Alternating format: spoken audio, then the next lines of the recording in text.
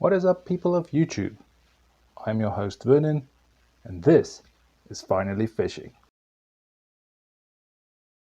I've received a few questions from some of my viewers, and I would like to create a new section on my channel specifically for questions and answers. This is not part of my regular weekly scheduled updates.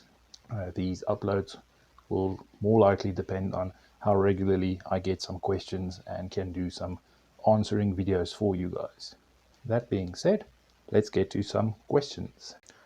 Alright, ladies and gentlemen, this is going to be my second quiz section. We're going to continue where we last left off. Still had some questions on that list that I needed to answer. We're going to answer them today. If you haven't seen the first video, I will link a card above here where we can access that little video, as well as at the end of the video there will be a place where you can click to go and see that first one. This does work on computer, however, if you're watching on a TV, you kind of need to press the OK button and it gives a little pop-up screen where you can select that video. If you're watching this on your phone, who knows, I think there's a little arrow or something you need to click somewhere. If you know how it works, please comment down below explaining how to find the little card to find the other video. Alright, so we're going to start off with question 5. What is your favorite fishing memory? Alright, you guys are going to get annoyed by this again. That word favorite in there, quite difficult to always pick a favorite. I tried to think about it for a while. I think the first memorable thing you do is catch your first fish. However, I was kind of a small child when I caught my first fish. I know this because we have a photograph of that, but I don't remember catching that fish at all, so I don't think that can count. I also do remember a time when it was myself, my father, my uncle, and my brother. We went fishing for a weekend. I remember we were so busy catching fish, we caught fish every 10 minutes. It was a crazy weekend. However, when you ask any one of the other 3 people, they would tell you it was quite a boring weekend. I think they said something like we only caught 6 fish the entire weekend. So clearly not a true memory, that one. I also do remember a time when we were on vacation and I caught my first river bream. I didn't know how to unhook this fish from the hook.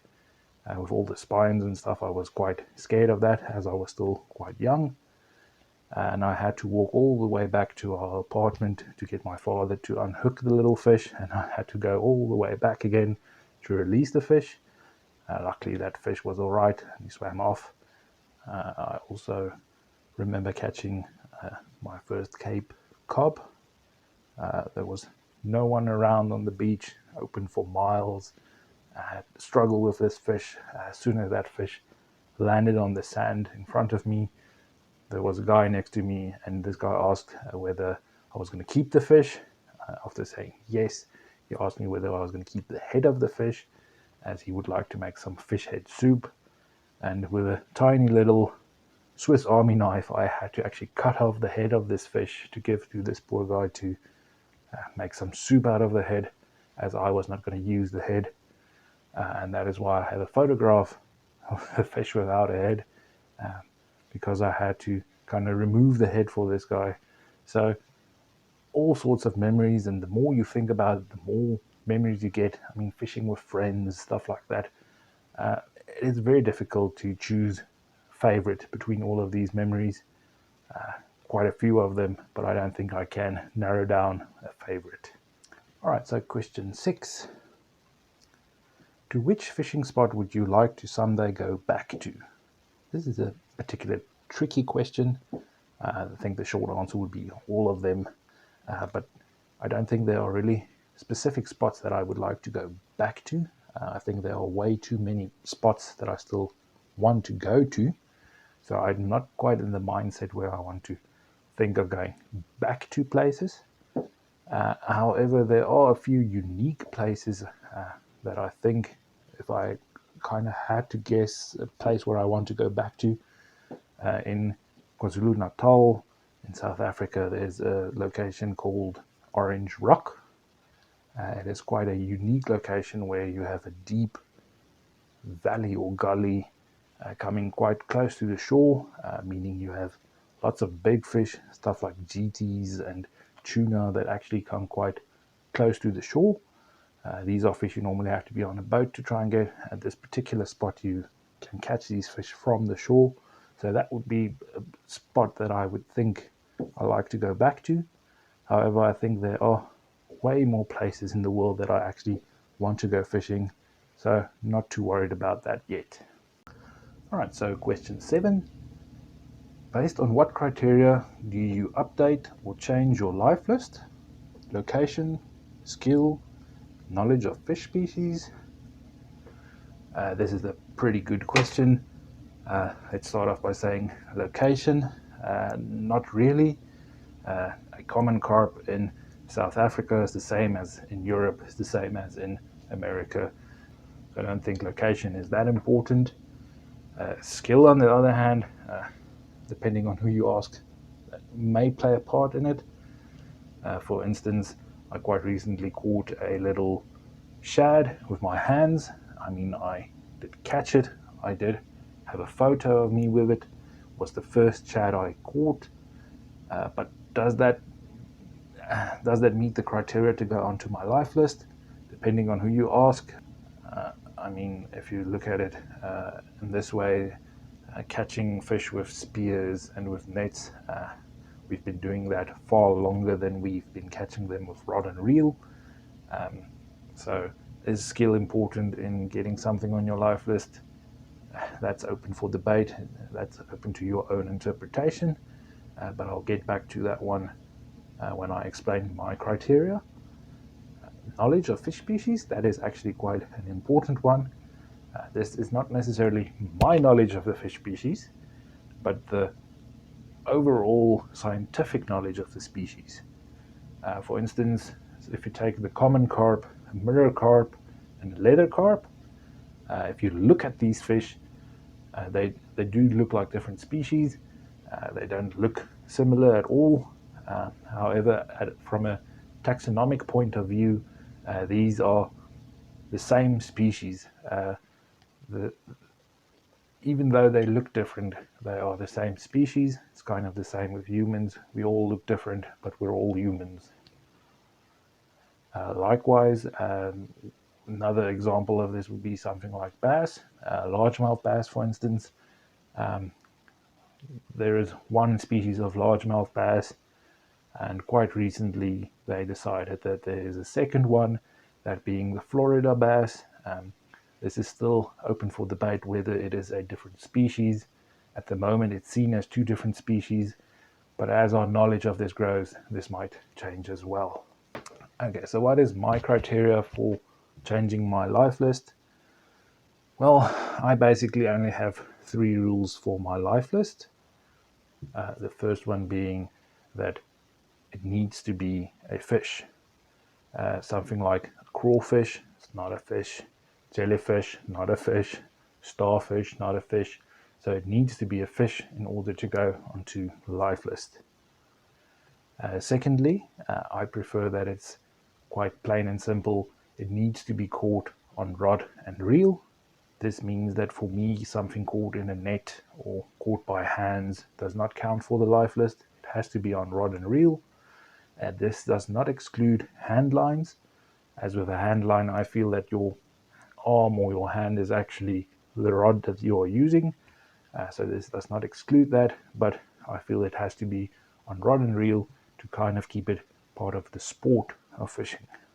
Okay, and the third one is going to be that the fish needs to be hooked in the mouth. When fish are snagged, I don't feel that it's part of your life list. There is a gray area in this one as well. I mean, sometimes predatory fish like bass, they don't grab the baits, they tend to body slam them. They can get hooked like that. That might count. It's not caught in the mouth, but it was a reaction to your lure, so that might count. However, getting something like a little shad that gets hooked by this thing swimming by, being snagged by that, I don't think that counts for a life list.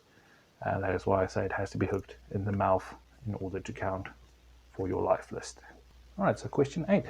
Which other fishing channels would you recommend based on their content? Or what other type of YouTube content do you enjoy in your free time? All right, so if you go to my channel, the little tab where it has stuff like the videos and playlists, there is actually a section for channels. If you click on that, it will show you all the channels that I'm subscribed to on my Finally Fishing page. These are the channels that I would recommend to anyone. There are a few fishing channels that are there for entertainment purposes. There are a few fishing channels that are there specifically to teach you stuff and learn you stuff.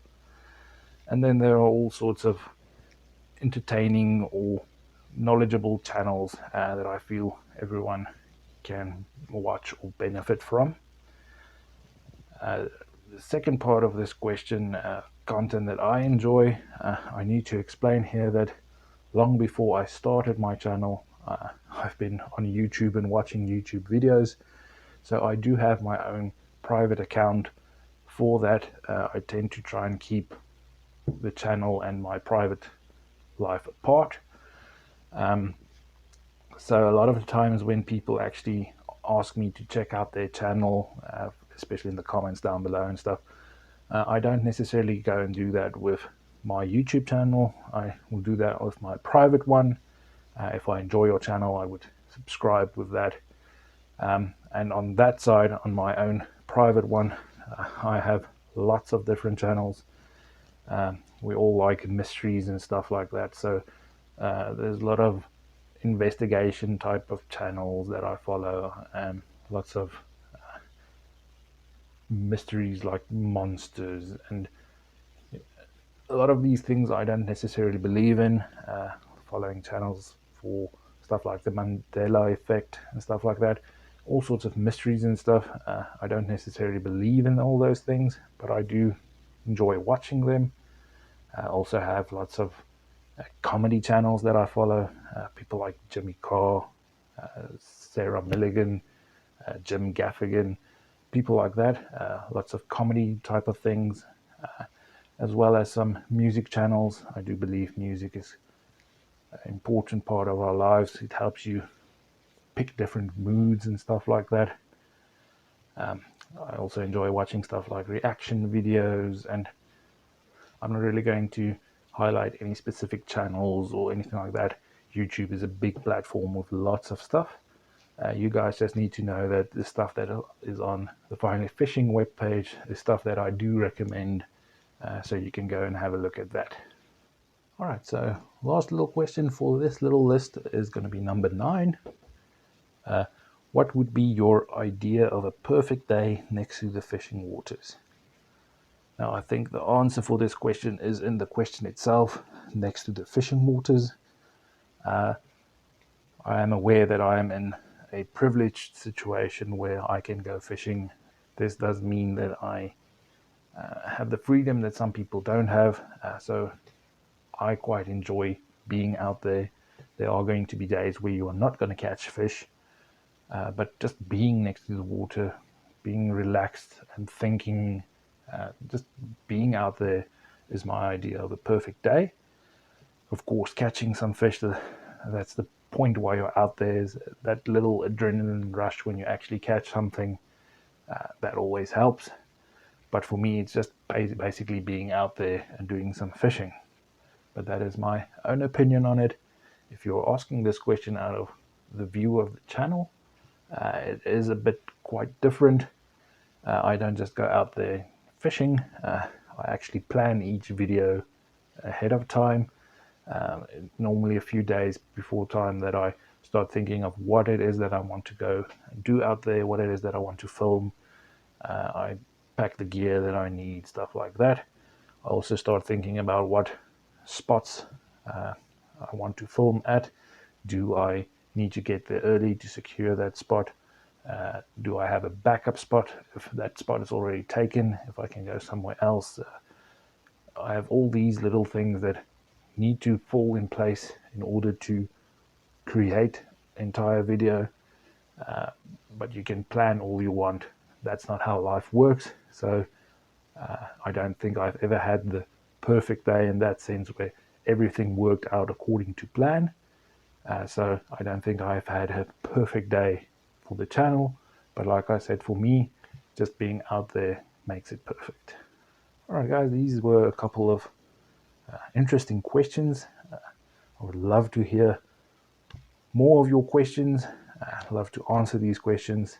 So waiting to see what emails you guys send me with some more questions on there. Okay, guys, I might sometimes miss some questions in stuff like the comments. So I would like to ask you, if you have any questions that you want to ask me, please feel free to rather send me an email. This way I know that I will get your questions and I can answer your questions.